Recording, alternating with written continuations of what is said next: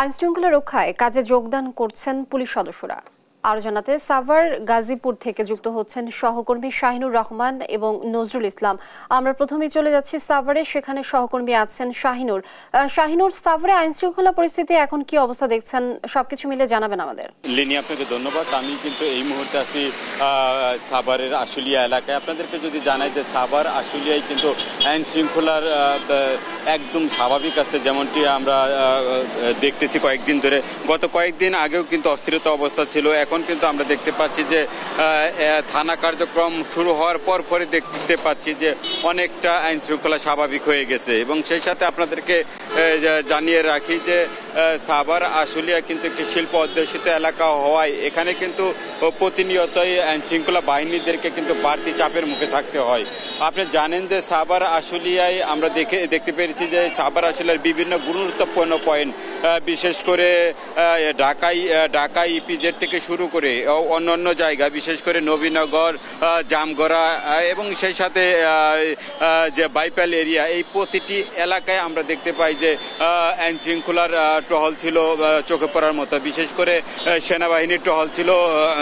টহল গাড়িগুলো কিন্তু প্রতিনিয়তই এক স্থান থেকে আরেক স্থানে তারা টহল দিয়ে যাচ্ছে, এমনটি কিন্তু আমরা দেখতে পাচ্ছি। এবং সেই সাথে আপনাদেরকে জানিয়ে রাখি যে সাভারের যে গুরুত্বপূর্ণ পয়েন্ট যে বাইপাল মোড়, এই বাইপাল মোড়ে কিন্তু আমরা দেখেছি যে সাধারণ মানুষের পাশাপাশি ছাত্ররা এবং ট্রাফিক কিন্তু একযোগে কিন্তু দায়িত্ব পালন করে এই যে রাস্তাঘাট এবং মহাসড়কের অবস্থা কিন্তু সচল রেখেছে। এই ছিল সাভার এবং আশুলিয়ার সর্বশেষ পরিস্থিতি। আমরা একই খবর নিয়ে চলে যাব আমাদের আরেক সহকর্মী গাজীপুরে আছে নজরুলের কাছে। নজরুল। শাহিন, ধন্যবাদ আপনাকে। আপনি যেমনটা বলছিলেন, আপনি জানেন যে গাজীপুরও কিন্তু বিভিন্ন যে সংখ্যা ছিল সেই সংখ্যা কিন্তু কাটিয়ে স্বাভাবিক জীবনে ফিরছে গাজীপুরবাসী।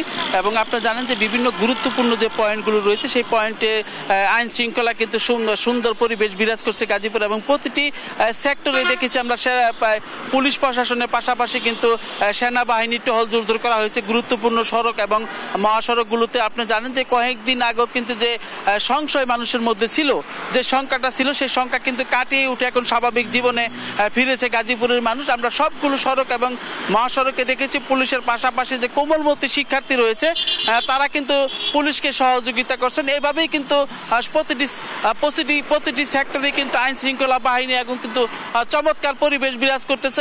এইভাবেই কিন্তু গাজীপুর যে আইন শৃঙ্খলা রয়েছে সেটা কিন্তু আইন শৃঙ্খলার কারণে কিন্তু স্বস্তি ফিরে আসছে গাজীপুরবাসীর মধ্যে। তো এই ছিল আমার কাছে গাজীপুর থেকে সর্বশেষ। অসংখ্য ধন্যবাদ নজরুল এবং সঞ্জু আপনাকেও। দর্শক, আইন শৃঙ্খলা পরিস্থিতির খবরাখবর জানাচ্ছিলেন আমাদের সহকর্মীরা।